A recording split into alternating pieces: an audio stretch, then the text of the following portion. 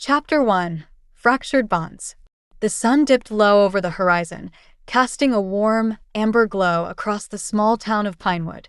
The quaint streets, lined with ancient oak trees, whispered with the promises of peace and tranquility, yet inside the Matthews household, the air was thick with tension, the kind that settles in the corners and refuses to leave. At the corner of Maple Street stood an old two-story house, its white paint chipped and peeling, a silent testament to the passage of time. Inside, Claire Matthews sat on the edge of her bed, her fingers nervously twisting the frayed edge of a quilt that had been passed down through generations. The once vibrant colors had faded to a dull, weary pattern, much like the hope she once carried in her heart. Claire was a woman of deep emotions, though she rarely allowed them to surface. At 52, she had seen her share of life's disappointments. Her marriage to David had begun with the fiery passion of youth, the kind that made them believe they could conquer anything together. But somewhere along the way, life had worn them down. The laughter that once filled their home had grown silent, replaced by the unspoken words that hung between them like a heavy fog. Tonight was no different. David had come home late again, his excuses worn and familiar, echoing the countless nights before. As he entered the bedroom, Claire could feel the distance between them, a chasm that seemed to widen with every passing day. "David," Claire began, her voice trembling with a mixture of frustration and despair. She hesitated, choosing her words carefully, as if one wrong move could shatter the fragile peace that existed between them. "We need to talk." David paused, his hand lingering on the doorknob as if he were contemplating escape. He finally sighed and turned to face her, his shoulders slumped from the weight of the unspoken words between them. "What is it now, Claire? I'm tired. Can't this wait?" There was a sharp edge to his tone, a frustration that Claire had grown all too familiar with. She swallowed hard, fighting back the tears that threatened to spill. "It can't," she replied, her voice barely above a whisper. "We can't keep living like this. We're falling apart, and I don't know how to fix it." David looked at her, his expression hardening, a defense mechanism that he had perfected over the years. "You think I don't know that? You think I haven't tried? But every time I try to reach out to you, it's like you've already given up." The words stung, cutting through the walls Claire had built around her heart. But they were true. Deep down, she knew she had retreated into herself, afraid to let David see the pain she had carried for so long. Yet, she also knew that those very walls were keeping out the one thing she longed for, his love. "I haven't given up," Claire whispered, though even she wasn't sure if she believed it. I don't know how to reach you anymore." David crossed the room and sat down on the bed beside her, his presence both comforting and distant. He stared at the floor, as if searching for the right words, the right way to bridge the gap between them. "Maybe it's not about fixing what's broken," he said quietly, his voice laced with a sadness that matched her own. "Maybe it's about finding a way to heal." The words hung in the air between them, heavy with unspoken meaning. Healing. It was a word Claire hadn't dared to hope for, but perhaps it was the only path left. Claire looked at David, really looked at him for the first time in what felt like years. The lines on his face were deeper, his hair more gray than she remembered. He wasn't the young man she had fallen in love with, and she wasn't the same woman he had married. Life had changed them, shaped them in ways they hadn't expected. But somewhere beneath the weariness and the pain, Claire could see a glimmer of the man she had loved, the man she still loved. "How do we even start?" Claire asked, her voice trembling with uncertainty. David finally met her gaze, his eyes filled with a mix of regret and longing. "I don't know," he admitted. "But I think we have to start by being honest with each other. Really honest." Claire nodded, feeling the weight of his words. Honesty had been a casualty of their years together, buried beneath the layers of resentment and unspoken hurt. But maybe, just maybe, it was the key to finding their way back to each other. As they sat in silence, the house around them seemed to hold its breath, as if waiting to see what would happen next. Outside, the last rays of the sun disappeared below the horizon, leaving the world bathed in the soft glow of twilight. It was a time of transition, a time when the day gave way to night, and everything seemed possible. Claire opened her mouth to speak, to say something, anything, that could bridge the distance between them. But before she could find the words, The sound of the phone ringing cut through the silence. She flinched, the spell between them broken. David glanced at the clock on the nightstand. Who would be calling at this hour? He muttered, getting up to answer the phone in the hallway. Claire watched him go, her heart pounding in her chest. She had a sinking feeling that the conversation they had just begun was about to be derailed, and she wasn't sure if they would ever find their way back to it. As she sat alone in the bedroom, she could hear the low murmur of David's voice as he spoke on the phone. Something about his tone made her uneasy, a tension that hadn't been there a moment ago. She strained to hear, but the words were muffled, just out of reach. A few minutes later, David returned, his face pale, his expression unreadable. He stood in the doorway as if unsure how to proceed. "Who was it?" Claire asked, her voice barely concealing the anxiety she felt. David hesitated, his eyes darting away from hers. "It was my sister," he finally said, his voice tight. She said Mom's in the hospital. "It's serious, Claire. They don't think she's going to make it." The news hit Claire like a physical blow, knocking the breath out of her. David's mother, Ruth, had always been a strong presence in their lives, a woman of deep faith and unwavering conviction. The thought of losing her was almost too much to bear. "Oh, David," Claire whispered, her heart breaking for him. She reached out, wanting to offer comfort, but he stepped back, as if her touch was too much to handle. "I need to go," David said, his voice strained. "I need to be there with her." Claire nodded, understanding that this was something he needed to do alone. "Of course," she said softly. "I'll pack a bag for you." As she moved around the room, gathering his things, Claire felt the weight of the moment pressing down on her. The conversation they had started, the fragile hope of healing, was now overshadowed by the reality of loss. She couldn't shake the feeling that time was running out, not just for Ruth, but for their marriage as well. When David was ready to leave, he paused at the door, his eyes filled with a mix of sorrow and something else, something Claire couldn't quite name. "I'll call you when I get there," he said, his voice thick with emotion. "Please do," Claire replied, forcing a smile that didn't reach her eyes. David hesitated for a moment longer, then turned and walked out the door, leaving Claire standing in the silence of their empty bedroom. As the sound of his car faded into the distance, Claire sank onto the bed, her hands trembling. She felt as though she were standing on the edge of a precipice, unsure of what lay ahead. The world seemed to have shifted beneath her feet, and she wasn't sure if she could find her balance again. And yet, even in the midst of her uncertainty, a small, persistent voice whispered in the back of her mind, "This isn't the end. There is still hope." But hope, Claire knew, was a fragile thing, easily shattered, and as she sat alone in the darkness, she couldn't help but wonder if they would ever find their way back to each other, or if they were already too far gone. The shadows in the room deepened, and Claire felt a chill settle over her. She wrapped her arms around herself, trying to ward off the cold, but it wasn't just the temperature that made her shiver. It was the growing fear that she was losing everything that had ever mattered to her, piece by piece, until there was nothing left. Outside, the wind picked up, rattling the windows and sending leaves swirling through the air. It was as if the world itself was unsettled, caught in the throes of a storm that had yet to fully break.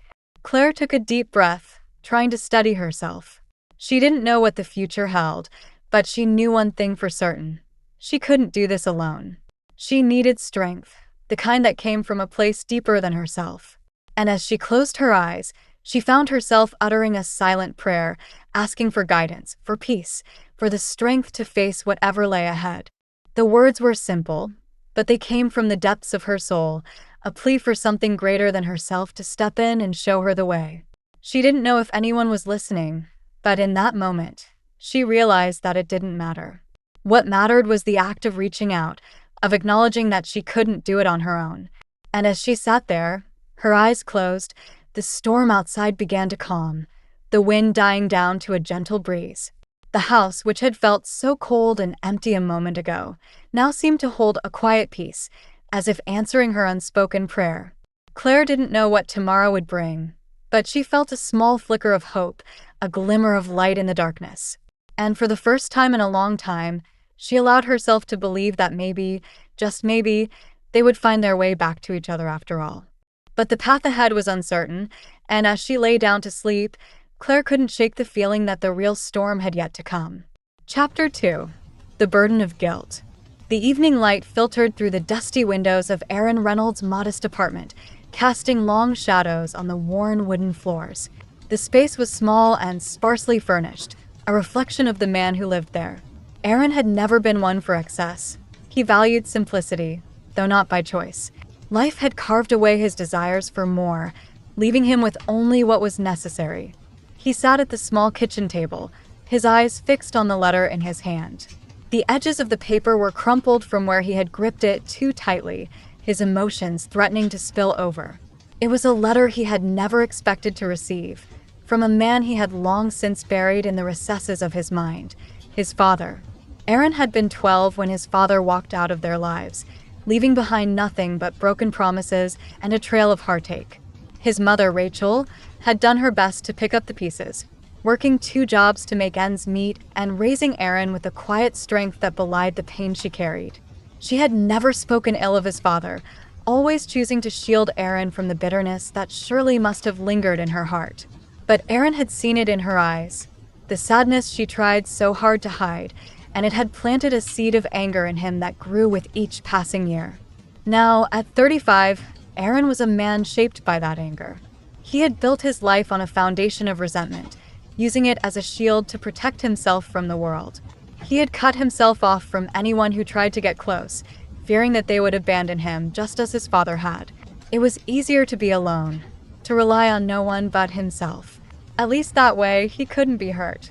But this letter, this flimsy piece of paper with its carefully chosen words, had the power to unravel everything he had built.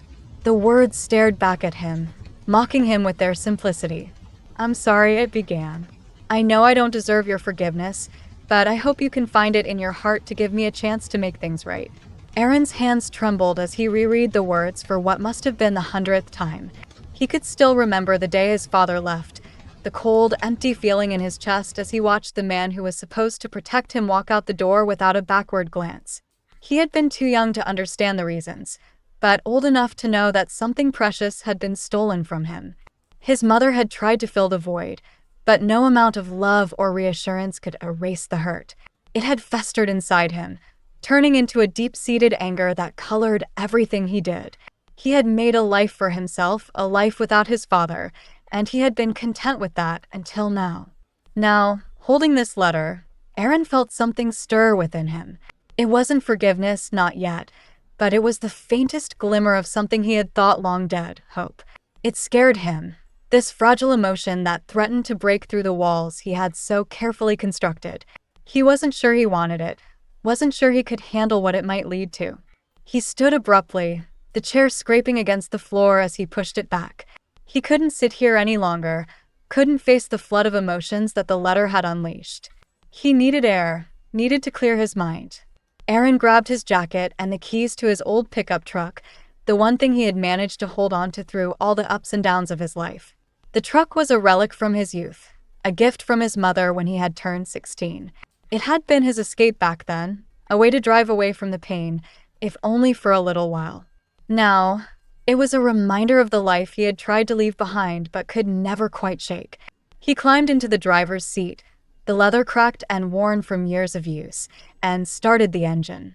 The familiar rumble of the truck's motor brought a small measure of comfort, grounding him in the present moment. Without a clear destination in mind, he pulled out of the parking lot and headed towards the outskirts of town, where the streets were quieter and the air was cleaner. As he drove, Aaron's mind wandered back to his mother. Rachel had been a woman of unwavering faith, despite everything life had thrown at her. She had taught Aaron to pray, to believe in something greater than himself, even when life seemed hopeless. But after his father left, Aaron had turned his back on that faith, convinced that if there were a God, he had abandoned them too. The thought of his mother brought a pang of guilt.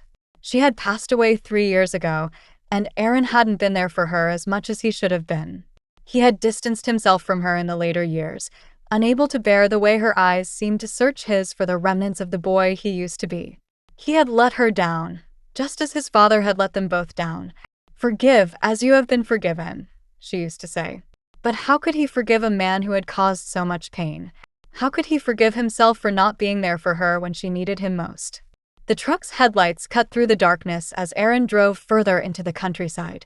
He could see the outline of the mountains in the distance, the jagged peaks standing as silent sentinels against the night sky.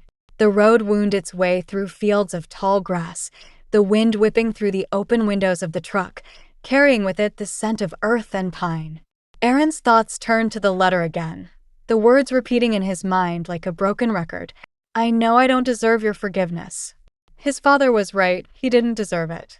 But what did that mean for Aaron? Did he want to hold on to the anger, the bitterness that had defined him for so long? Or was it time to let go, to release the burden that had weighed him down for most of his life? He wasn't sure he knew how to forgive, or even if he wanted to. The anger had been a part of him for so long. It felt like an old friend, one he wasn't ready to part with. But there was another part of him, a smaller, quieter voice, that whispered of the freedom that forgiveness could bring. It was the voice of his mother, the voice of the faith he had long since abandoned. Aaron tightened his grip on the steering wheel, his knuckles white with the strain. He wasn't ready to make a decision, wasn't ready to face the possibility that forgiveness might be the only way to heal the wounds that had festered for so long. But he knew he couldn't ignore it forever. The letter had opened a door, one that he wasn't sure he could close again. The road narrowed as he approached a bridge that spanned a small, fast-moving river. Aaron slowed the truck as he crossed, the sound of the rushing water below filling the silence. On the other side, the landscape opened up, revealing a wide expanse of fields dotted with the occasional farmhouse. The lights in the distance twinkled like stars, a reminder that life went on, even when it felt like his own world had come to a standstill. Aaron pulled off the road onto a gravel path that led to a small clearing by the river. He had come here often as a teenager, seeking solace in the solitude of nature. It was a place where he could think, where the noise of the world seemed to fade away, leaving only the steady rhythm of the river and the rustling of the trees. He cut the engine and climbed out of the truck, the cool night air brushing against his skin. Aaron walked to the edge of the riverbank, the sound of the water rushing over the rocks filling his ears. He stood there for a long time, staring out at the water, his mind a whirlwind of thoughts and emotions. The letter was still in his hand, crumpled and worn from the hours he had spent holding it, reading it, and trying to understand what it meant for his life. He looked down at it now, his heart heavy with the weight of the decision that lay before him. I don't owe him anything, Aaron muttered to himself, the anger rising within him once more. He could tear the letter up, throw it into the river, and let the current carry it away. He could walk away from the past and never look back. But even as he thought it, he knew it wasn't that simple. The anger that had fueled him for so long was a double-edged sword, and he was tired of the way it cut into his soul. Aaron sat down on a large rock by the water's edge, the letter still clutched in his hand. The moon had risen high in the sky, casting a silvery light over the landscape. It was peaceful here, a peace that he hadn't felt in a long time. As he sat there, Aaron thought of his mother again. He could almost hear her voice, soft and gentle, urging him to forgive, to let go of the pain that had consumed him for so long. She had been a woman of grace, always choosing to see the good in people, even when they didn't deserve it. It was a quality he had admired in her, even as he resented it. But now, as he sat alone by the river, Aaron wondered if maybe, just maybe, his mother had been right. Maybe forgiveness wasn't about the person who had wronged you. Maybe it was about finding peace within yourself, about letting go of the anger and pain that had held you captive. The thought was both terrifying and liberating. Aaron wasn't sure if he could do it, but he knew he had to try. He couldn't keep living with the anger, the bitterness that had poisoned his soul. It was time to let go, to release the burden he had carried for so long. He took a deep breath, the cool night air filling his lungs, and slowly unfolded the letter. The words stared back at him, no longer mocking, but offering a path forward, a chance to heal. Aaron stood and walked to the edge of the river, the letter held loosely in his hand. He stared down at the water, the current moving swiftly, carrying with it the debris of the world. He thought about letting the letter go, about letting the river take it away, but something held him back. Instead, he carefully folded the letter and slipped it into his jacket pocket. He wasn't ready to make a decision tonight, but he knew he couldn't ignore it any longer. The letter had opened a door, one that he would have to walk through eventually. As Aaron climbed back into his truck and drove away from the river, he felt a strange sense of calm settle over him. He wasn't sure what the future held, but for the first time in a long time, he felt a glimmer of hope. Maybe forgiveness was possible. Maybe healing was within reach. The road ahead was uncertain, but Aaron knew he couldn't turn back. He would have to face the past, confront the man who had abandoned him, and find a way to let go of the anger that had defined him for so long. It wouldn't be easy, but as the lights of Pinewood came into view, Aaron felt a quiet resolve settle in his heart. He didn't know if he could forgive his father, but he was willing to try. And maybe, just maybe, that was enough for now. Chapter 3: A Mother's Love. The early morning light filtered softly through the lace curtains of Maggie Collins' small cottage, casting delicate patterns on the worn wooden floors. Maggie had always loved the way the sunlight played across her home, bringing a warmth that chased away the shadows of the night. But today, even the sun's gentle rays couldn't lift the heavy feeling that had settled in her heart. At 74, Maggie was no stranger to the trials of life. She had been through more than her share of heartache and loss, but she had always faced those challenges with a steadfast faith that anchored her in the stormiest of seas. Yet, as she knelt by her bed this morning, her hands clasped in prayer, Maggie felt a deep and unsettling sense of foreboding that she couldn't shake. Her daughter, Emily, had been distant lately. It wasn't just the physical distance. Emily had moved to the city years ago, chasing a career that had taken her far from the quiet life Maggie had built in Pinewood. No, it was something more, something intangible but real, like a shadow that lingered just out of sight. Emily had always been a bright, ambitious girl, full of dreams and plans for the future. Maggie had been so proud of her, watching as she pursued her goals with determination and grit. But somewhere along the way, something had changed. The phone calls had grown less frequent, the visits more sporadic, until one day, they had nearly stopped altogether. Maggie couldn't pinpoint exactly when the distance had begun to grow between them, but she felt it in her bones, a mother's instinct that something was wrong. She had tried to reach out, to offer support and love, but Emily had pulled away, her voice tinged with impatience and frustration. "Mom, I'm fine." Emily had insisted the last time they spoke, her tone dismissive. "I'm just busy, that's all. Work is hectic, and I don't have time for all this right now." All this. The words had stung more than Maggie cared to admit. Emily had never been one to shy away from her mother's love and guidance, but now it seemed as though she couldn't be bothered with any of it. It was as if the values Maggie had tried so hard to instill in her daughter had been cast aside, replaced by the relentless pursuit of success and status. Maggie had never been one to impose her beliefs on others, especially not on her own child. She had always believed in leading by example, in showing love and compassion through her actions rather than her words. But now, as she knelt in prayer, Maggie wondered if she had failed her daughter somehow. Had she not done enough? Had she not shown Emily the importance of faith and family, of the things that truly mattered in life? "Please, Lord," Maggie whispered, her voice trembling with the weight of her fears. "Watch over my Emily. Guide her back to you, back to what's right. She's lost, Lord, and I don't know how to help her. But I know you can." As she prayed, Maggie felt the familiar warmth of God's presence, a comfort that had sustained her through so many dark times.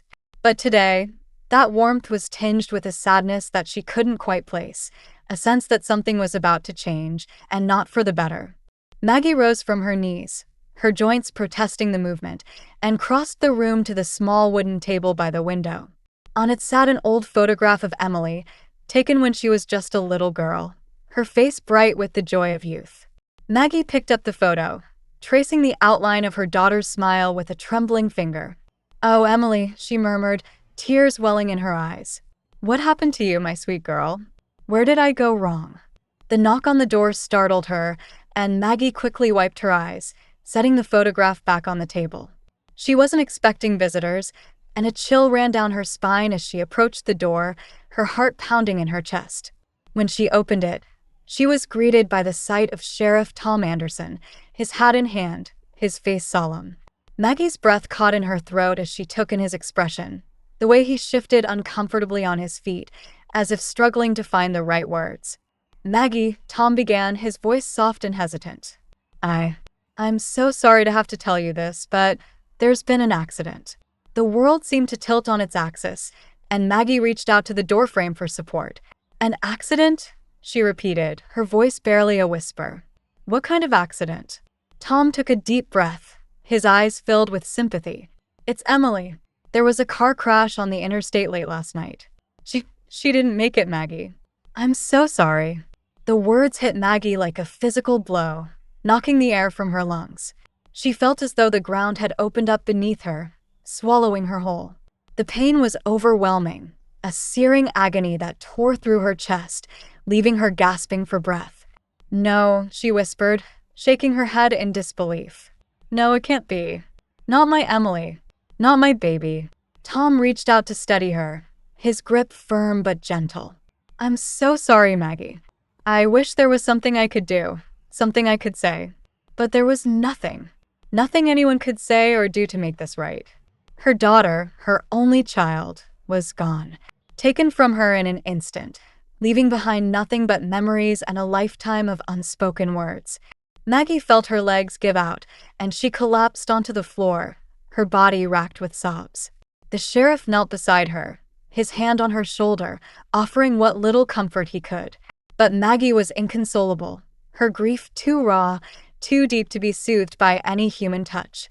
The rest of the day passed in a blur, with friends and neighbors coming to offer their condolences, their words a distant hum in Maggie's ears. She barely registered their presence, her mind too consumed by the unimaginable loss she had suffered.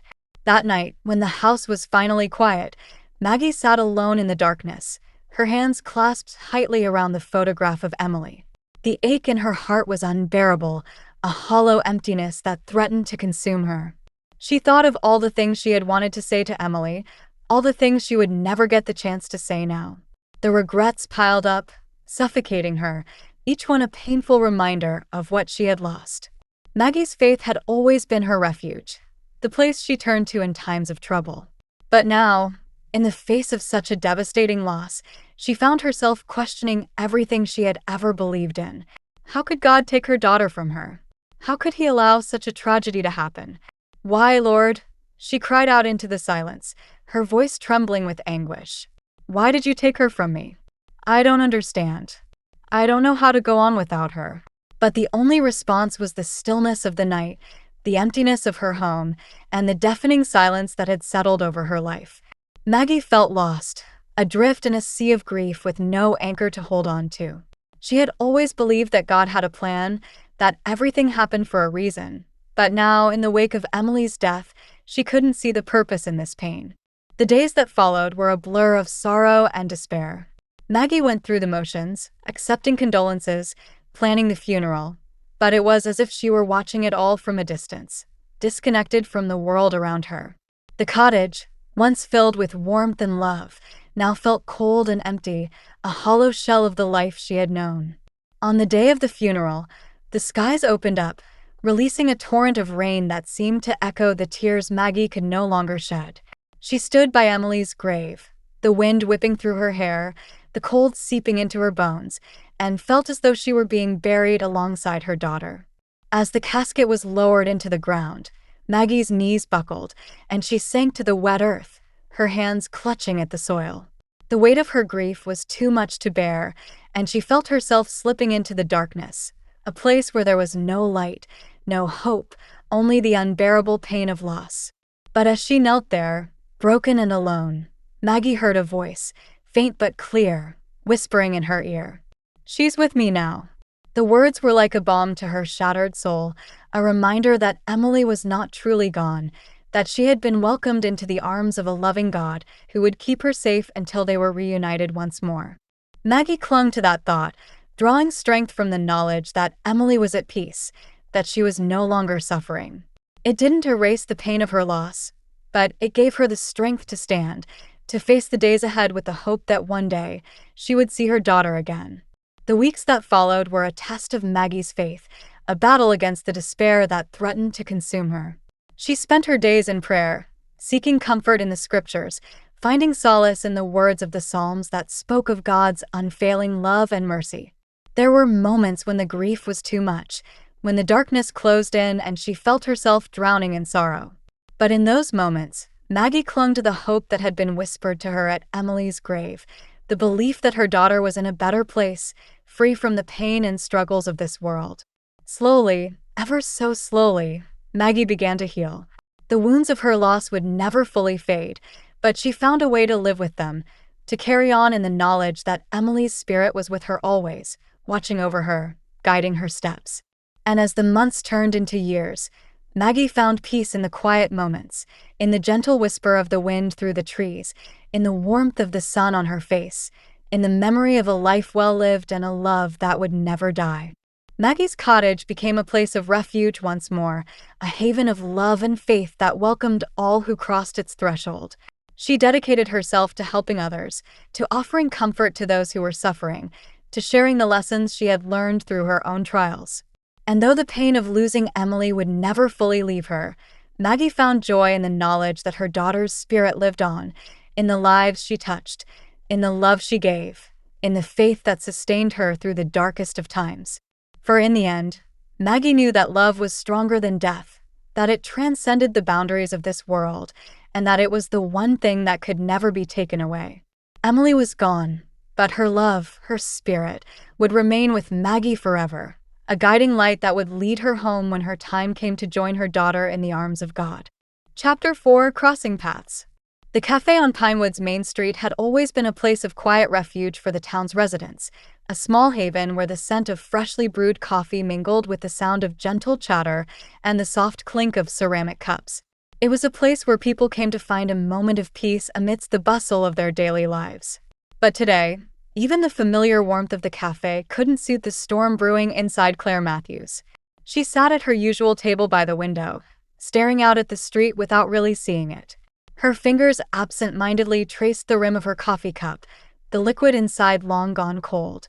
The conversation with David the night before had left her feeling raw and exposed, as if all the emotions she had kept buried for so long had finally been pulled to the surface. The words they had exchanged echoed in her mind, a painful reminder of how far apart they had drifted. She had hoped that by finally addressing the growing distance between them, they might find a way to bridge the gap, to heal the wounds that had festered for years. But instead, the conversation had left her feeling more uncertain than ever. David's mother was dying, and he had rushed off in the middle of the night to be by her side, leaving Claire alone with her thoughts and fears. She had wanted to go with him, to support him through this difficult time, but something in his demeanor had held her back. It was as if he had needed the space, as if her presence might have been more of a burden than a comfort. She understood, of course. David's relationship with his mother had always been complicated, fraught with unspoken expectations and disappointments. But it was more than that. Claire could feel the weight of their unresolved issues pressing down on both of them, threatening to crack the fragile shell of their marriage. With a sigh, Claire pushed the cup away and rubbed her temples, trying to ease the tension that had settled there. She felt like she was standing at a crossroads, unsure which path to take. The future seemed murky, uncertain, and the thought of facing it alone filled her with a sense of dread she couldn't shake.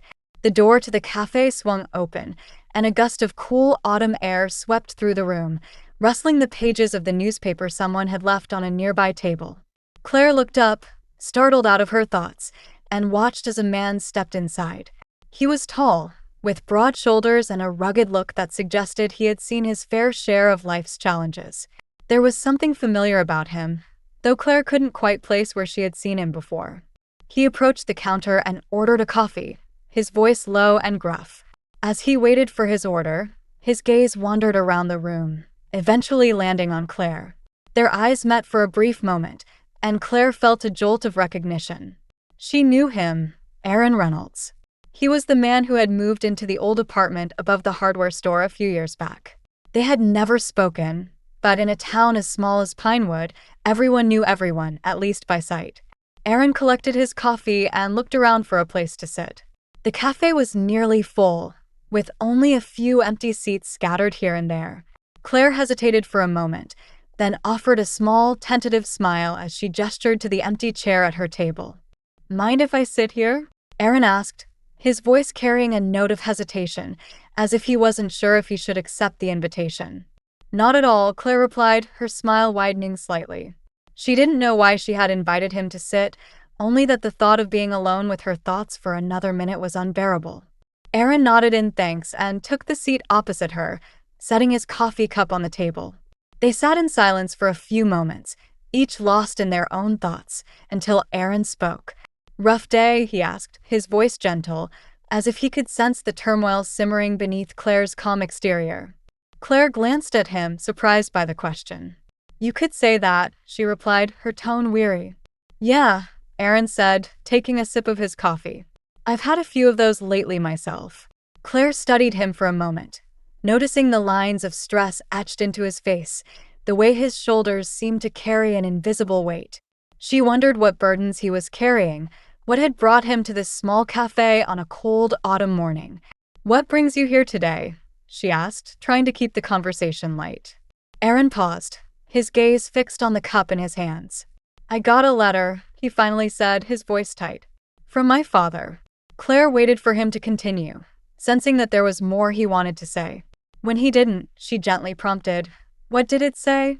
"He wants to make amends," Aaron replied, his tone filled with bitterness. "Wants to make things right after all these years." Claire nodded, understanding the complexity of his emotions. "And how do you feel about that?" Aaron let out a bitter laugh. "How do I feel?" "Angry, mostly. Confused. I don't know if I can forgive him for what he did. I don't even know if I want to." Claire nodded again, the words striking a chord within her. Forgiveness had always been a difficult concept for her, especially when it came to her relationship with David. There were so many things she had kept bottled up inside, so many hurts that had never been addressed. She knew how easy it was to let resentment fester, to let it shape the way you saw the world. "Forgiveness isn't easy," Claire said quietly, more to herself than to Aaron. "It's something I've struggled with for a long time." Aaron looked at her, his eyes narrowing slightly. "What about you? What's been weighing on you?" Claire hesitated, unsure how much to share with a man she barely knew. But there was something about Aaron, something in the way he carried himself, that made her feel like she could trust him. Maybe it was the fact that he seemed just as lost as she was, just as burdened by the weight of his own past. "My husband and I," Claire began, choosing her words carefully, "we've been struggling. For years, really.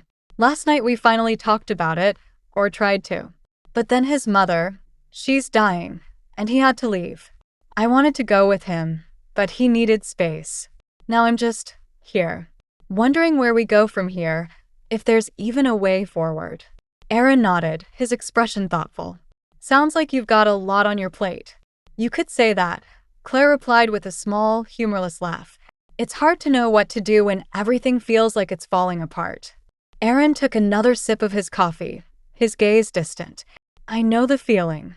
It's like you're standing at a crossroads, but every path seems to lead to the same place."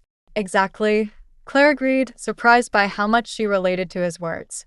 "I keep wondering if I made the right choices, if there's anything I could have done differently." Aaron set his cup down and leaned back in his chair, his eyes fixed on some point beyond the window. "That's the thing about life, isn't it? You can't go back and change what's already been done. You can only decide what to do next." Claire nodded, the truth of his words settling deep in her heart. It was a simple concept, but one she had struggled with for years. The past was unchangeable, but the future was still open, still waiting for her to make her choices. They fell into a comfortable silence after that, each lost in their own thoughts. For the first time in a long while, Claire felt a sense of calm wash over her, a feeling that maybe, just maybe, things could be okay. It wasn't a certainty, and it wasn't a solution to her problems, but it was a start, a small, tentative step toward healing. Aaron broke the silence, his voice thoughtful. "You know, sometimes I wonder if we're all just trying to figure out how to live with our choices. The good ones and the bad ones." Claire looked at him, surprised by the depth of his insight. "Maybe you're right," she said softly. "Maybe that's all we can do." Aaron nodded, a small smile tugging at the corners of his mouth. "It's not much, but it's something. And sometimes something is enough." Claire returned his smile, feeling a warmth in her chest that had been absent for far too long. "Yeah," she agreed. "Sometimes it is."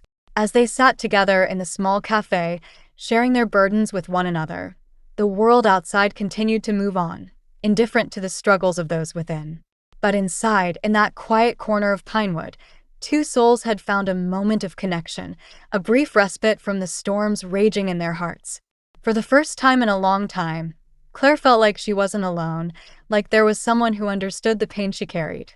And for Aaron, the conversation had been a reminder that he wasn't as isolated as he had thought, that there were others who wrestled with the same questions, the same doubts.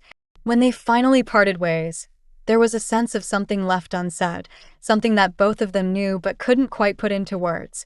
It was a feeling of hope, fragile and fleeting, but real nonetheless. As Claire walked home, the crisp autumn air brushing against her cheeks, she couldn't help but replay the conversation in her mind.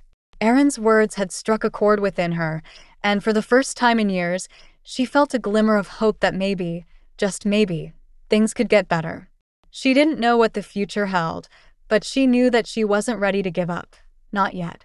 There was still a chance, still a possibility that the wounds could be healed, that the broken pieces could be put back together. And as the leaves crunched beneath her feet, Claire made a silent promise to herself. She would fight for her marriage, for the life she had built with David. She would find a way to forgive, to let go of the past and embrace the future, whatever it might hold.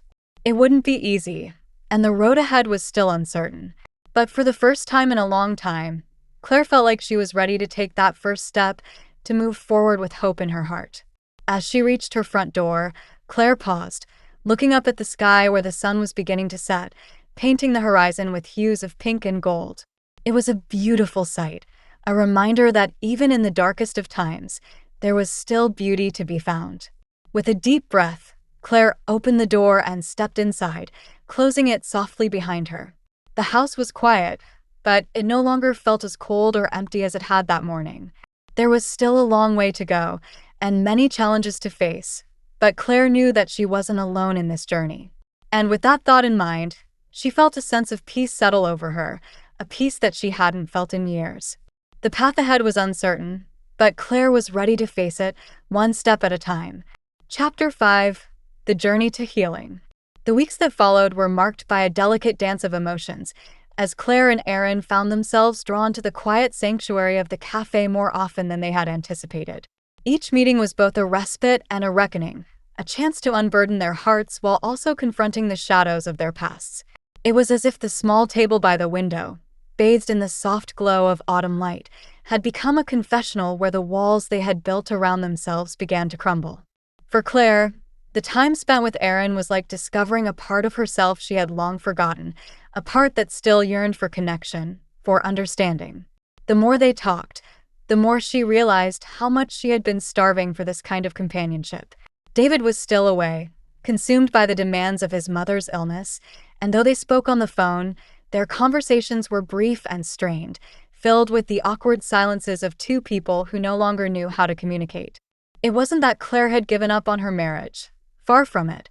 But with David gone, she was left alone to grapple with the deep-seated fears and regrets that had taken root over the years. She found herself confiding in Aaron in ways she had never been able to with anyone else, not even David. There was something about Aaron's presence that put her at ease, something about the way he listened, really listened, that made her feel seen and heard. One crisp October morning, Claire arrived at the cafe to find Aaron already seated at their usual table, a thoughtful expression on his face. He looked up as she approached, and for a moment, Claire was struck by the intensity in his eyes. It was as if he had something important on his mind, something that had been weighing on him. "Good morning." Claire greeted him with a warm smile as she sat down. "Morning," Aaron replied, his voice subdued. He pushed a cup of coffee toward her, steam rising from the surface. "I got you your usual." "Thanks," Claire said, wrapping her hands around the warm cup. She studied him for a moment, sensing the tension in his posture. "Is everything okay?" Aaron hesitated, his fingers drumming lightly on the table. "I've been thinking a lot about our conversations," he began, his voice laced with uncertainty. "About forgiveness and what it really means." Claire nodded, encouraging him to continue. She had sensed that Aaron was on the verge of a breakthrough, that the anger he had carried for so long was beginning to crack under the weight of their talks. "I want to forgive him," Aaron admitted, his voice barely above a whisper. "I want to let go of this anger. this bitterness that's been eating away at me. But I'm scared, Claire. I'm scared of what it means to forgive. I'm scared of who I'll be without it." The vulnerability in Aaron's voice touched Claire deeply. She reached across the table, placing her hand on his, offering silent support. "It's okay to be scared," she said softly. "Forgiveness is hard. It's one of the hardest things we'll ever have to do. But I think it's also one of the most important." Aaron looked down at their hands, his thumb tracing the back of Claire's hand absent-mindedly. "What if I don't know how to do it? What if I can't?" "You're already doing it," Claire replied gently. "Just by acknowledging that you want to forgive, you're taking the first step. It's not something that happens overnight. It's a process, one that takes time and patience. And it's okay if you're not there yet." Aaron nodded, though his expression remained troubled.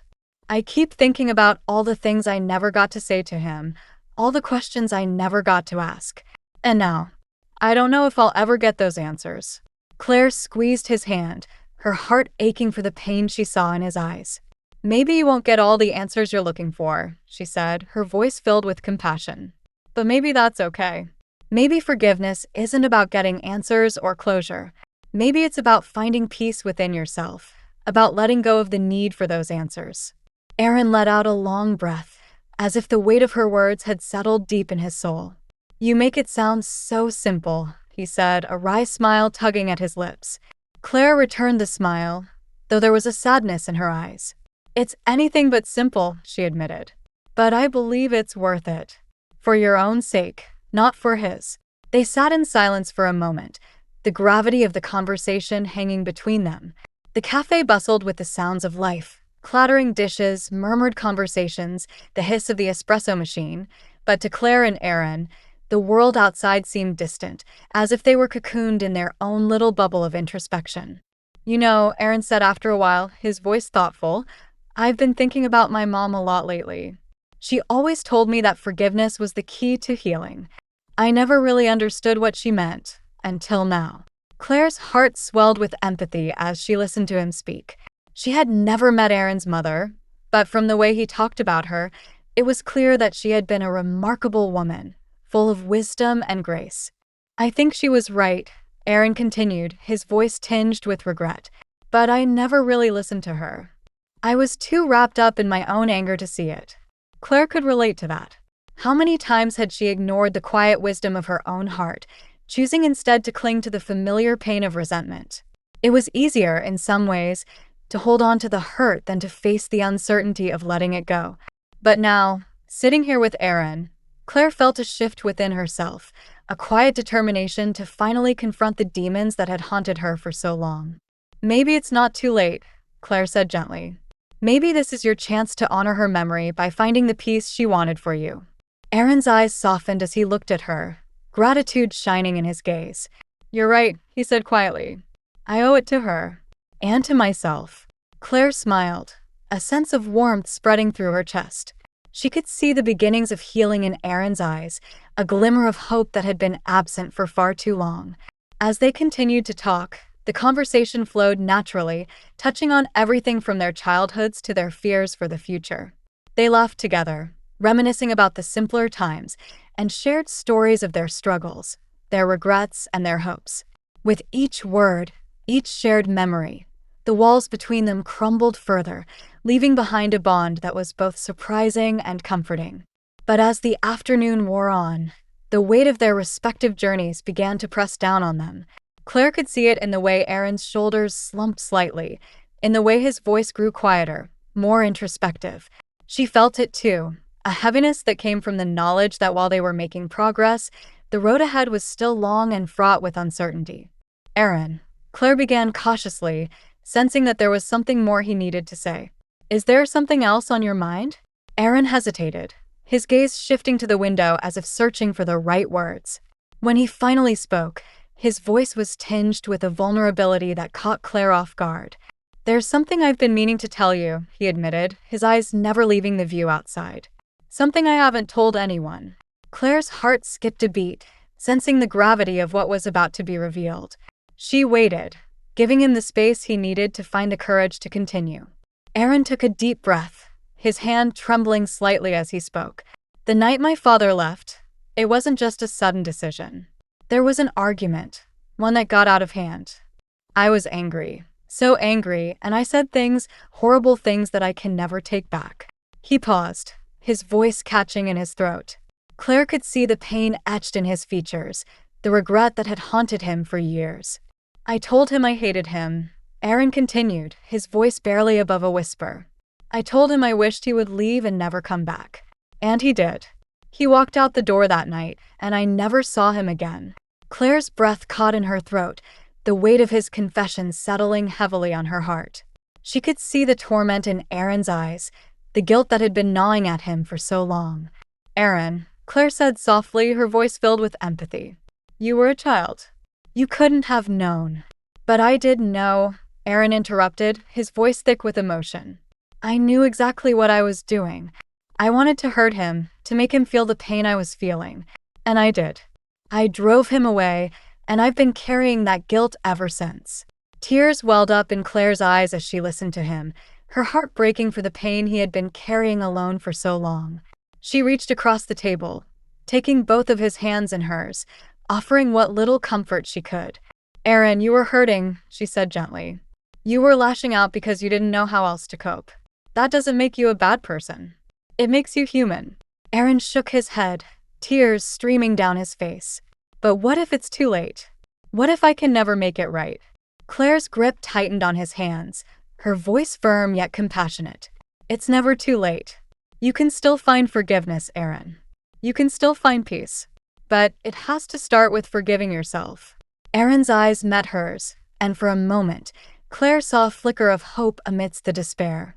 It was fragile, like a single flame in the darkness, but it was there, a sign that maybe, just maybe, Aaron was beginning to believe that forgiveness was possible. They sat in silence for a long time after that, the weight of Aaron's confession hanging heavy in the air. But as the sun began to set, casting the cafe in a warm golden glow, there was a sense of quiet resolution between them, a shared understanding that while the journey ahead would be difficult, they would face it together. When they finally parted ways, there was a sense of something left unfinished, something that would need to be addressed in the days to come. But there was also a sense of hope, a feeling that maybe, just maybe, they were both on the path to healing. As Claire walked home, the cool evening air brushing against her skin, she couldn't help but replay the conversation in her mind. Aaron's confession had touched her deeply, bringing to the surface her own struggles with guilt and regret. She had spent so many years carrying the weight of her own mistakes, letting them shape her life in ways she hadn't even realized. But now, with Aaron's words echoing in her mind, Claire felt a quiet determination to finally confront those demons, to find a way to forgive herself and move forward. The path ahead was uncertain, and there would be many more difficult conversations to come. But for the first time in a long time, Claire felt a sense of purpose, a sense that she was ready to take control of her own healing. As she reached her front door, Claire paused, looking up at the sky where the first stars were beginning to twinkle. She felt a sense of peace settle over her, a feeling that she was not alone in this journey. The road to forgiveness was long and winding, but Claire knew that she didn't have to walk it alone. With Aaron by her side, and the support of the small but tight-knit community of Pinewood, she felt ready to face whatever challenges lay ahead. And as she stepped inside her home, closing the door softly behind her, Claire knew that she was finally beginning to heal. Chapter 6: Shadows of Doubt. The air was crisp with the chill of early November, and the first hints of winter lingered in the wind as it swept through the town of Pinewood. The trees, once resplendent in their autumnal glory, now stood bare and skeletal against the gray sky. It was as if the world itself was holding its breath, waiting for something to break the stillness.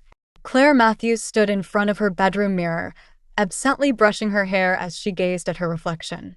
The woman who looked back at her was tired, her eyes shadowed with the weight of sleepless nights and unspoken worries. David had returned from his mother's bedside a few days ago, but the tension between them had only grown since his return. The conversations they needed to have, the words they had left unsaid, hung between them like a dense fog. David's mother had passed away the day after he arrived, and while Claire had expressed her condolences, she couldn't shake the feeling that something deeper was wrong. David had been distant, almost cold, since his return. his grief manifesting as a wall between them. He had barely spoken to her, spending most of his time in his office or out of the house altogether.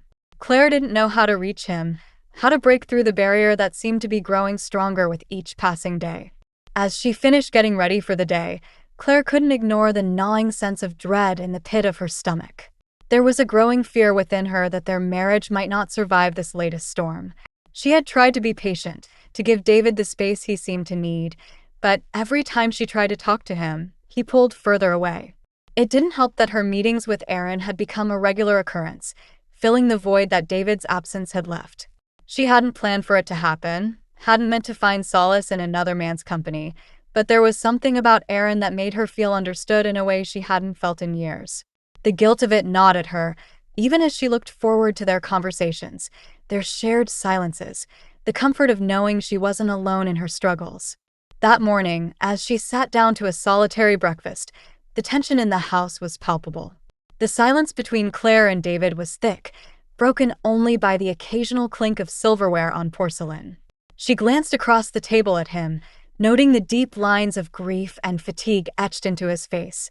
His hair, once a rich chestnut, was now streaked with gray, and there was a hollowness in his eyes that made Claire's heart ache. "David," she began hesitantly, her voice cutting through the quiet. "We need to talk." David didn't look up from his plate, his expression unreadable. "What about?" Claire swallowed, feeling the familiar lump of anxiety rise in her throat. "About us. About what's been happening between us. I feel like we're drifting further apart, and I don't know how to stop it." David finally met her gaze, his eyes dull with exhaustion. "Claire, I'm tired," he said flatly. "Can't we just not do this right now?" "But that's the problem," Claire insisted, her voice trembling with the weight of her emotions. "We keep avoiding it, and it's only getting worse. I need to know what's going on with you, David. I need to know where we stand." David let out a heavy sigh, pushing his plate away. "Where we stand? Claire, my mother just died. I'm not exactly in the mood for deep conversations about our relationship." The words stung, sharper than Claire had anticipated. "I know you're grieving, David, and I'm so sorry for your loss. But I'm grieving too, grieving the loss of us, of what we used to have. I don't want to lose you, but I feel like I already am." David's jaw tightened, a flash of something unreadable crossing his face. "Maybe you're right," he said quietly, his voice tinged with a bitterness that caught Claire off guard. "Maybe we have lost something. Or maybe we're just realizing that what we had was never really there in the first place." Claire felt her heart drop, the weight of his words crashing over her like a tidal wave. "What are you saying?" she asked, her voice barely above a whisper. David stood up from the table, his movement slow and deliberate. He didn't look at her as he spoke. "I don't know, Claire. I don't know anymore." He turned and walked out of the room, leaving Claire sitting alone at the table, the silence pressing in around her. She felt as though the ground had been pulled out from under her, leaving her suspended in a void of uncertainty and fear. She had always known that their marriage wasn't perfect, that they had their issues like any couple.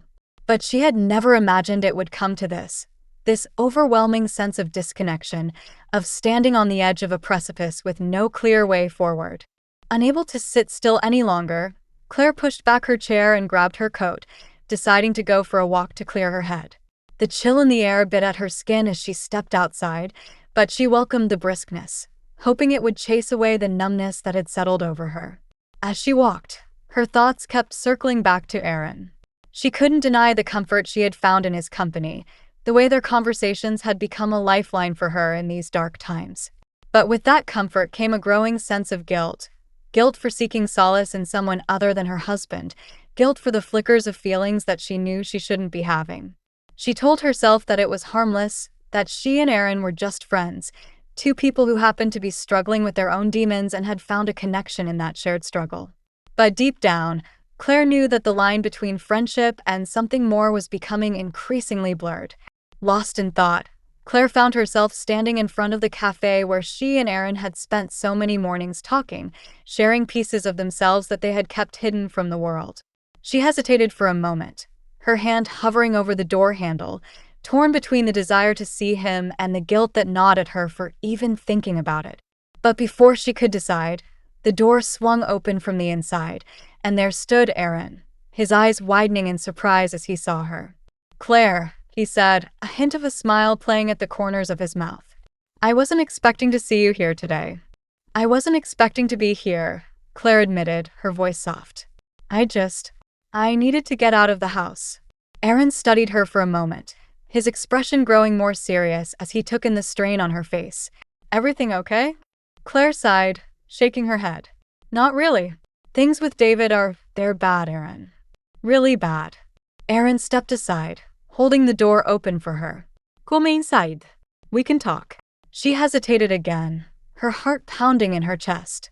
But the warmth of the cafe beckoned, a stark contrast to the coldness she felt inside, and before she knew it, she found herself stepping through the door, past Aaron, and into the familiar comfort of their usual table.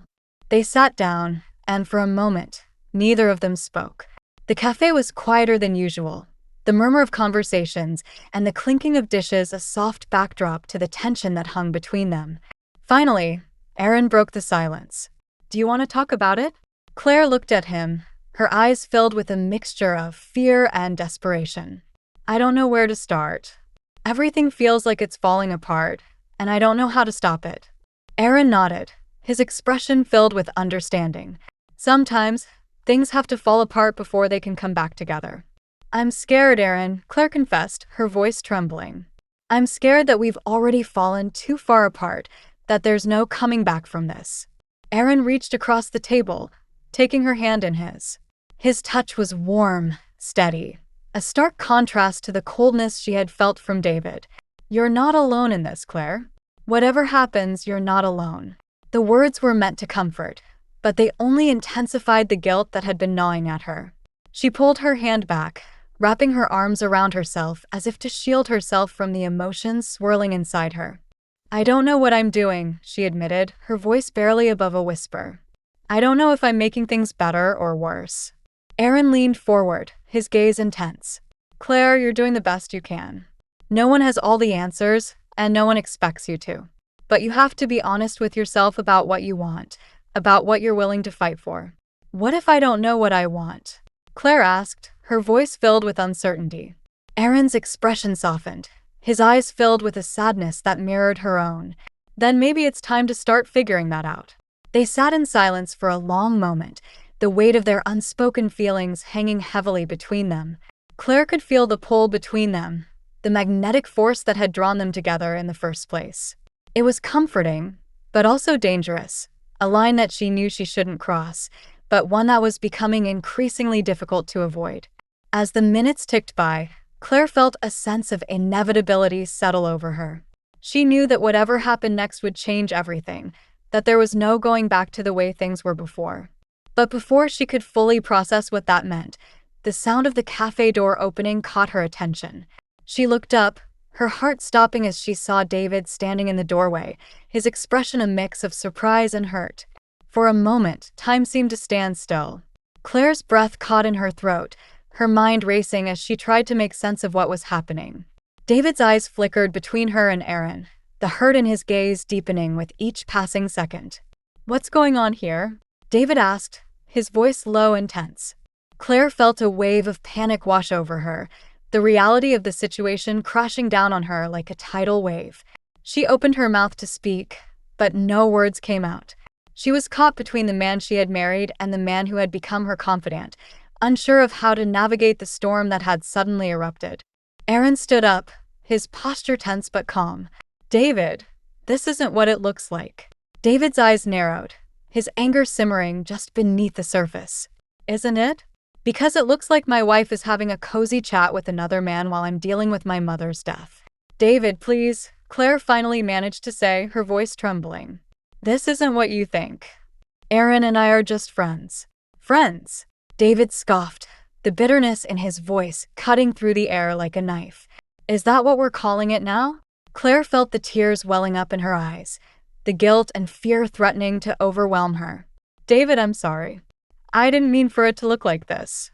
I needed someone to talk to." David's expression softened slightly, the hurt in his eyes intensifying.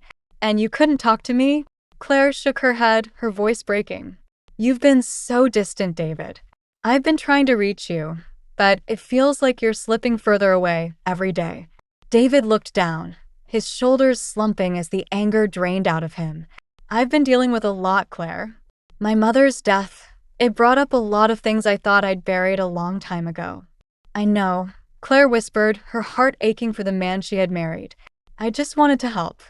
I didn't know how. David looked up at her, his eyes filled with a mixture of sadness and regret. I didn't know how to let you help. The silence that followed was heavy with unspoken words, the tension between them finally breaking. For the first time in weeks, Claire felt a glimmer of hope. Hope that maybe, just maybe, they could find their way back to each other. But that hope was tempered by the realization that the path ahead would be anything but easy. There were still so many things left unsaid, so many wounds that needed to be healed. David looked at Aaron, his expression unreadable. I need to talk to my wife. Alone. Aaron nodded, understanding the gravity of the situation. Of course, he said quietly. I'll go. He looked at Claire, his eyes filled with a mixture of regret and something deeper, something that Claire wasn't ready to acknowledge just yet. Take care, Claire, he said softly before turning and walking out of the cafe. As the door closed behind Aaron, the cafe seemed to grow quieter, the world narrowing down to just Claire and David. The silence between them was thick, heavy with the tension of everything that had gone unsaid. Claire could feel her heart pounding in her chest, the rush of emotions almost too much to bear. David stood still for a moment, his eyes locked on the door through which Aaron had just exited. Then, with a slow, deliberate breath, he turned back to Claire, his expression a mix of confusion, hurt, and a lingering anger that he was clearly struggling to keep in check. Claire, he began, his voice low and controlled, though it trembled at the edges. What has been going on with you? With us? Claire felt a lump form in her throat. The words she wanted to say caught somewhere between her mind and her mouth. She had rehearsed this conversation so many times in her head, imagining how she might explain her feelings, how she might make David understand the depth of her loneliness, her fear, her uncertainty. But now, faced with the reality of it, she felt utterly unprepared. I don't know where to start, she finally admitted, her voice barely above a whisper. I've been feeling so lost, David. So disconnected from you, from everything. And when you left to be with your mother, it felt like the last thread that was holding us together snapped. David's expression softened slightly, a flicker of pain crossing his face. I know I've been distant, Claire. I know I haven't been the husband you need, or the partner you deserve. But I never imagined. I never thought you would turn to someone else. The accusation in his voice stung, and Claire quickly shook her head, desperate to clarify. It's not like that with Aaron. It was never about anything inappropriate. I just needed someone to talk to, someone who wasn't dealing with their own grief and pain. I needed to feel like someone understood me, and Aaron, he was just there. David sighed, rubbing a hand over his face as if trying to wipe away the exhaustion that had settled deep in his bones. And I wasn't there. Is that what you're saying? Claire bit her lip, tears welling up in her eyes. You've been dealing with so much, David. I know that. But yes, it felt like you weren't there for me. Like you couldn't be there for me. David dropped into the chair opposite her, his shoulders slumped in defeat. I didn't know how to be, he confessed, his voice strained. Losing my mother, it brought up so much from my past. Things I hadn't dealt with, things I didn't even realize were still there. I've been drowning in it, Claire. And I didn't want to drag you down with me. Claire reached across the table, her hand trembling as she placed it over his. I wanted to help you, David. I wanted to be there for you, but you shut me out. And in the process, I felt like I was losing you. I didn't know what to do, and I made mistakes. David looked up at her, his eyes searching hers for the truth. What kind of mistakes? Claire's breath hitched as she realized the weight of what she was about to say. She hadn't crossed any lines with Aaron, not physically, but the emotional connection they had built was undeniable. And while she knew it was innocent in some ways, she also knew it was a betrayal in others. I let myself get too close to Aaron, she admitted, her voice shaking. I confided in him in ways I should have confided in you. I saw comfort in our conversations when I should have been trying to find that comfort with you. And I'm so sorry for that. David's face remained unreadable as he absorbed her words. The silence that followed was deafening, each second stretching into an eternity. Claire felt as though she were standing on the edge of a cliff, waiting to see if David would pull her back or let her fall. Finally, David spoke, his voice softer, more introspective. "I don't know if I can just brush this off, Claire. I don't know if I can pretend that everything's okay when it's not. But I do know that I love you. I do know that I don't want to lose you." Tears streamed down Claire's face as she nodded, relief and sorrow mingling in her heart. "I don't want to lose you either, David. I want us to find our way back to each other. But I know it's going to take time, and I know we need to be honest with each other if we're going to make this work." David squeezed her hand, his grip firm yet gentle. "We can't keep avoiding the hard conversations, Claire. We need to face this together. No more running, no more hiding." Claire nodded again, her heart aching with the weight of everything that had been said and everything that still needed to be said. "I'm ready to face it, David. I'm ready to fight for us if you are." David looked at her for a long moment, his eyes filled with a mixture of emotions: anger, hurt, love, and something that Claire hadn't seen in a long time, hope. "I'm ready," he said finally, his voice resolute. "But it's going to take work. We're going to have to rebuild, piece by piece." Claire felt a small flicker of hope ignite in her chest, fragile but real. "We'll do it together," she whispered. "One piece at a time." As they sat there, hands entwined across the table, the weight of the past seemed to lift just a little, making room for the possibility of a future. It wouldn't be easy, there were still so many wounds to heal, so many doubts to overcome. But for the first time in a long time, Claire felt like they might actually have a chance. The cafe buzzed around them, the world continuing on as it always did. But for Claire and David, the moment was a quiet, tentative beginning. A beginning that might just lead to healing, to understanding, to rediscovering the love that had brought them together in the first place. As they walked out of the cafe together, side by side, Claire felt a sense of peace she hadn't felt in months. It wasn't a complete peace. There were still shadows, still uncertainties. But it was a start. And in that moment, it was enough. But as they stepped out into the cold November air, a chill ran down Claire's spine, a sense of foreboding that she couldn't quite shake. She glanced at David, who was staring straight ahead, his expression determined but distant. The doubt crept back into her mind, unbidden, and she wondered if their resolution was enough to withstand the trials that were still to come. For though they had made promises, though they had committed to rebuilding, the scars of the past were deep, and the path to healing was fraught with danger. And as they walked home together, Claire couldn't help but feel that the real test of their marriage had only just begun. And somewhere in the back of her mind, the image of Aaron lingered, a shadow she couldn't quite banish, a reminder of the choices she had made, and the consequences she would still have to face. The storm wasn't over. It was only just beginning. Epilogue. A new beginning. The first snowfall of the season blanketed Pinewood in a soft, pristine layer of white, transforming the small town into a winter wonderland. The trees, bare just days before, now stood adorned with delicate crystals, their branches bending slightly under the weight of the snow. The air was crisp, filled with the scent of pine and the sound of laughter echoing from children who had eagerly taken to the streets with sleds and scarves.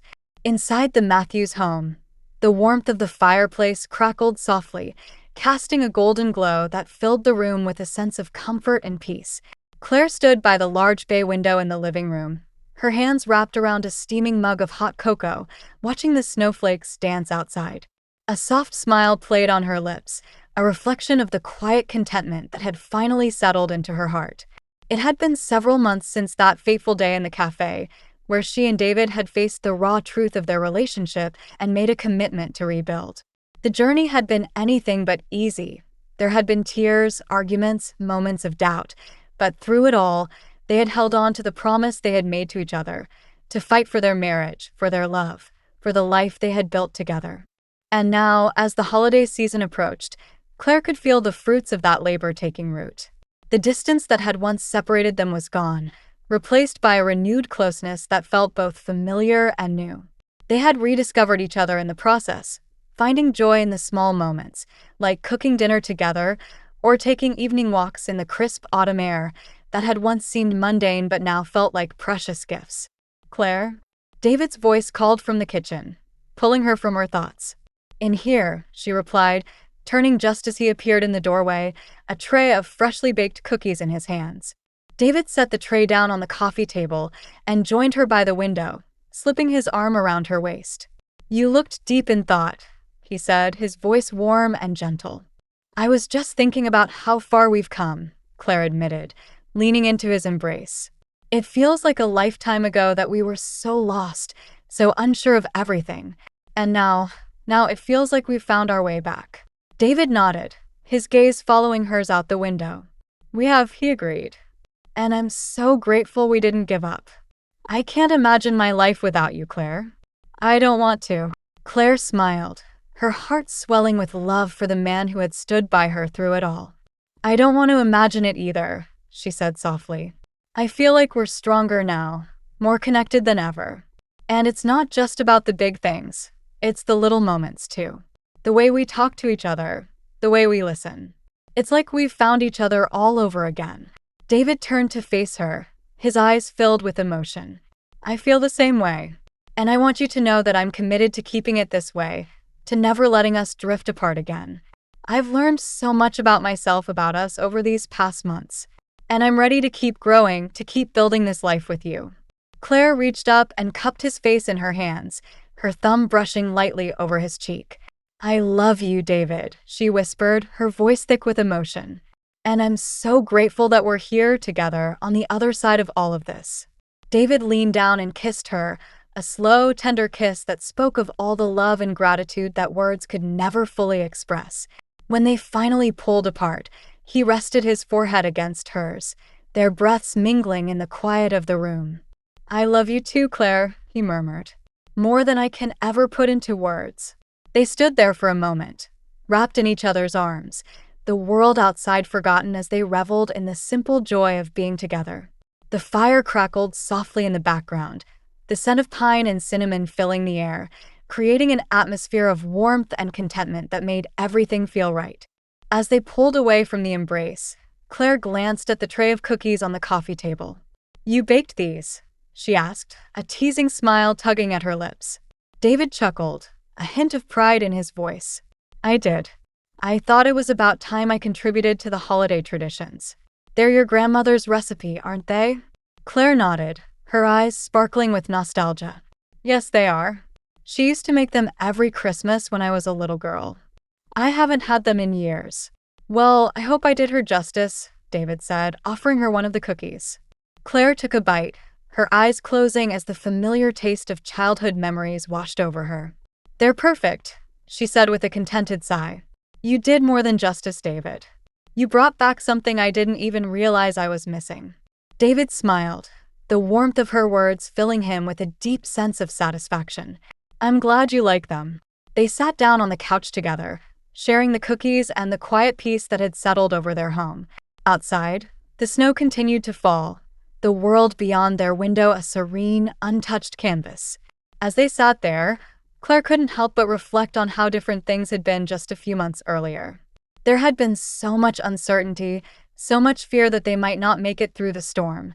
But they had, and the love they shared now felt all the more precious for it.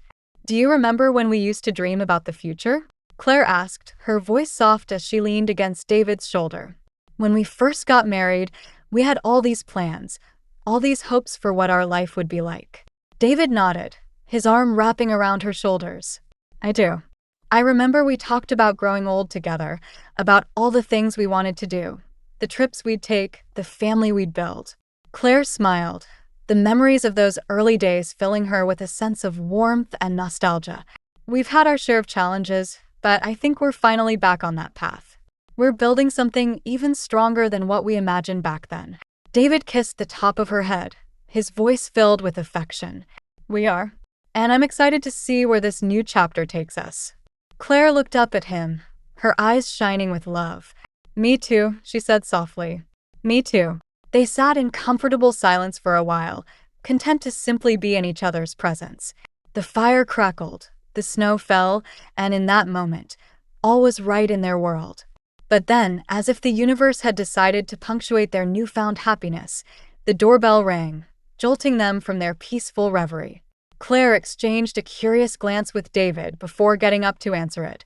When she opened the door, she was greeted by the sight of Aaron standing on the doorstep, bundled up against the cold, a hesitant smile on his face.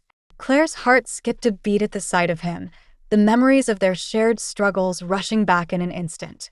"Aaron," she said, her voice filled with surprise. "What are you doing here?" "I was in the neighborhood," Aaron said with a sheepish grin. "Thought I'd drop by and see how you were doing. And I brought a little something for the holidays."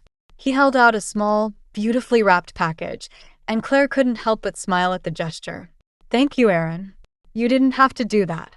Aaron shrugged, his smile genuine. "I wanted to.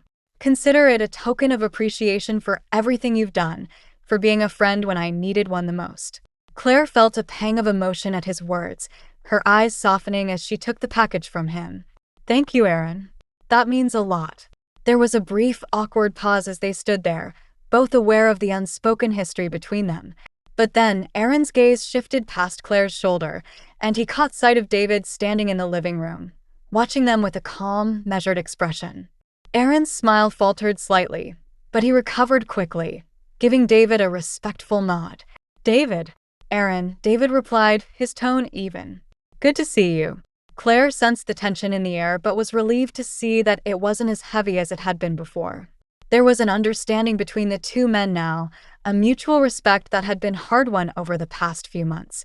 "Well," Aaron said, clearing his throat, "I won't keep you. I just wanted to wish you both a Merry Christmas." "Merry Christmas, Aaron," Claire said with a warm smile.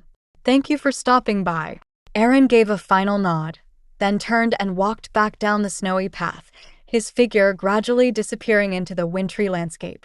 Claire watched him go, a mixture of emotions swirling in her heart, but when she closed the door and turned back to David, all she felt was a sense of peace. David stepped forward and wrapped his arms around her, pulling her close. "You okay?" he asked, his voice gentle. Claire nodded, resting her head against his chest. "Yeah, I am. It was good to see him, to know that he's doing well." David tightened his embrace, pressing a kiss to her forehead. "I'm glad. I want us both to be at peace with everything that's happened. No more regrets. No more what-ifs." "Agreed," Claire whispered, closing her eyes and savoring the warmth of his arms around her. As they stood there, holding each other close, Claire felt a sense of closure settle over her. The past was behind them, and the future was theirs to shape. And as the snow continued to fall outside, blanketing the world in a fresh start, Claire knew that she and David were ready to embrace it together. Their love had been tested, their bond strengthened, and now, as they stood on the threshold of a new beginning, Claire felt a deep, abiding joy that filled every corner of her heart. This was what they had fought for. This was what made it all worthwhile. And as they turned off the lights and headed upstairs to bed, Claire knew, without a doubt, that they had finally come home.